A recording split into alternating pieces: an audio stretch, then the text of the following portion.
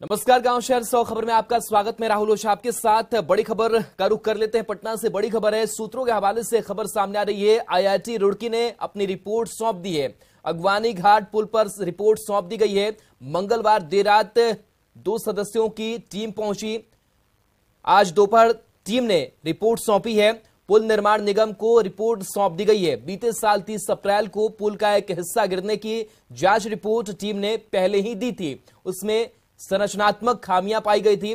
उसके बाद पूरे पुल की रिपोर्ट तैयार करने को कहा था। अब उसकी रिपोर्ट सौंप दी गई है।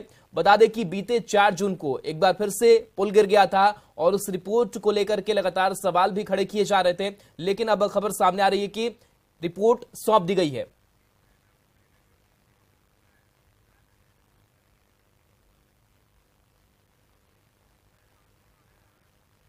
और चलिए, आनंद अमृतराज हमारे साथ जुड़े हुए सहयोगी। आनंद, अब आईआईटी रुड़की की रिपोर्ट जो है, पहले जब पुल गिरा था उसकी रिपोर्ट जो है वो सौंपी गई है। क्या है इस रिपोर्ट में, क्या जानकारी मिल पा रही है?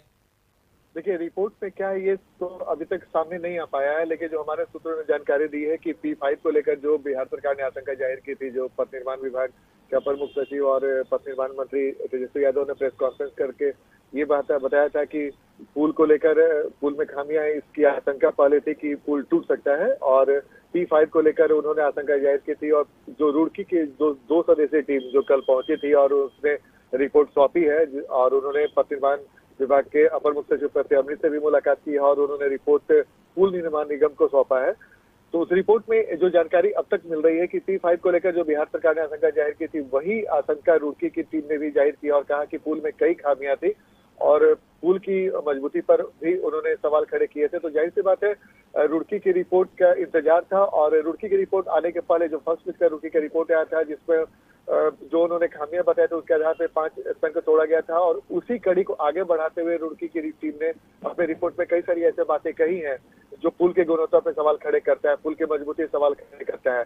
तो जाहिर सी बात है, इस रिपोर्ट को भी अब जो पुल निर्माण निगम की तरफ से या फिर पथ निर्माण विभाग की तरफ से इसे सार्वजनिक किया जाएगा और बताया जाएगा मीडिया को कि भाई इस रिपोर्ट में क्या कुछ है। कि रिपोर्ट के आधार पर ही आगे तय होना है कि उस पुल को लेकर क्या कुछ किया जाएगा। इतना तो तय है कि अब नए सिरे से निविदा निकालने की तैयारी हो रही है और नए पुल बनाने की तैयारी हो रही है। तो इसका मतलब साफ है कि रुड़की ने जो रिपोर्ट दिया था उसी आधार पर बिहार सरकार भी अब आगे बढ़ने की तैयारी करी और इस पुल के बाद, पुल के टूटने के बाद एक नए पुल का निर्माण कराया जा सकता है, जिसके लिए निविदा निकाली जाएगी। लेकिन इस रिपोर्ट में साफ साफ है राहुल कि पुल के गुणवत्ता पे गंभीर सवाल खड़े किए गए हैं और उसी आधार पे पुल का जो 5 स्पैन पे तोड़ा गया था उसी कड़ी को आगे बढ़ाया जाएगा। और जो जानकारी मिल रही है कि जो पुल टूटा था उसका मलबा भी निकालने का कार्य शुरू हो चुका है।